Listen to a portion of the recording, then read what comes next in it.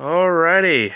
Well, this is Tim starting off my odd little project for hopefully Vikings and Larp.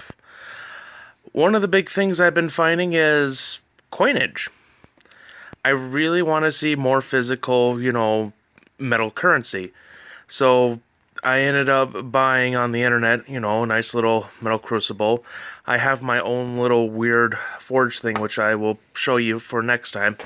And this other fun thing I got off of Amazon. It's small, but it has depth to it. My goal is to at least try to push out a whole bunch of these blanks, just made of some random materials and all that fun stuff. Some of them made of aluminum. I have old pewter figurines that are partially busted up and all that stuff, so let's see what kind of weird coins we can make out of them. And I have pennies. Now, there's some interesting rules on pennies and currency and all that stuff. As long as you don't sell it and you're using it for something artistic and all that stuff, you're fine. They don't care. In fact, I will, in the comments, kind of put you to another person that has done the same thing. He actually made a sword out of pennies. HTME, I believe. Guy's awesome. Look at him. If you're trying to do LARP, if you're trying to do a skill, watch this guy. Because right now, this is the perfect time. Right now, most LARPs are canceled this year. So this is the time to start learning, start expanding, and start doing. Now, what I'm going to highly suggest is start small. This is small. Look how small this thing is. Like, let's take a penny, for example. Like, the only size hole is basically a nickel. The largest is a nickel size.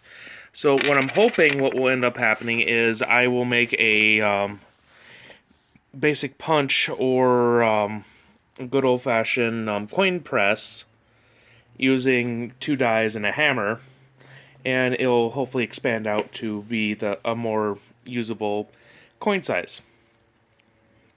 This is all just practice and just to see how things, work and everything. I want to try to do it as cheap as possible to kind of show that you can do LARP for relatively inexpensive.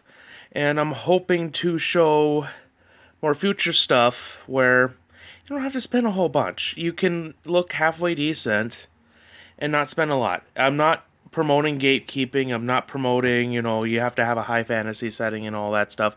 But, just have little things that just add to it. No one wants to be in jeans and a t-shirt in the middle of a high immersion or mid-immersion LARP. But what you can get away with is getting a t-shirt, ripping out the collar and all that stuff, and some cloth pants, and you're 90% of the way there. Now, I'm going to be working with hot metal. It's going to get hot. Gloves, I have a crucible thing. And then I, oddly enough, am going to also try something weird, something interesting. Weird pottery stuff. If I can make it work with my little forge after I'm done melting metal and just use the residual heat to just kind of heat things up and get these cooked all the way or cured, great. Just enough so if it gets wet, I don't have to worry about it falling apart on me. The goal is just the little things that you can do for cheap. The clay, you can just go to any big box art supply clay works area and you can get a 25-pound block for like $6. It's not a gigantic cost. I'll show you what I did with my forge. I'll explain my forge tomorrow too.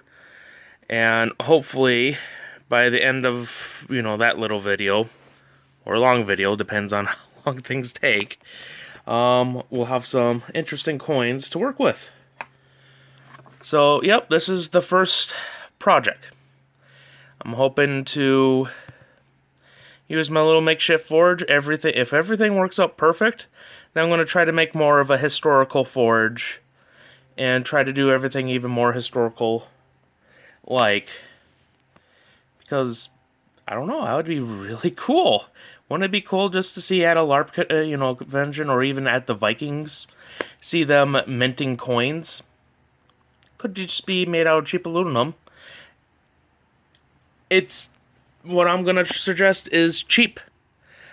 Why go expensive? Why have these weird gallium expensive coins? I do get it. They look awesome. They are awesome. They feel awesome. But at the end of the day, if you know how to use aluminum, if you know how to use copper, you can make Norwegian gold, which I'm hoping to even make on a different day. And of course, this is only test. So of course I'm going to use pennies to start with.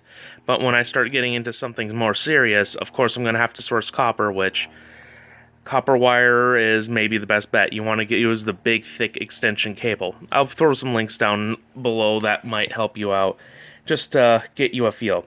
Right now, for LARPers and for people that just wanted something more real and physical, this is the perfect time. You got time. Just start going nuts. Just try some stuff. Worst case scenario, you spend maybe 30, 40 bucks. I know not a lot of money is going around right now, but compared to some of these kits and all that stuff I've been seeing, whole heck of a lot cheaper. And even if you don't fully succeed, you made something cool. Really? Is that really just matters? Alright. Well, I'll see you guys in the next video.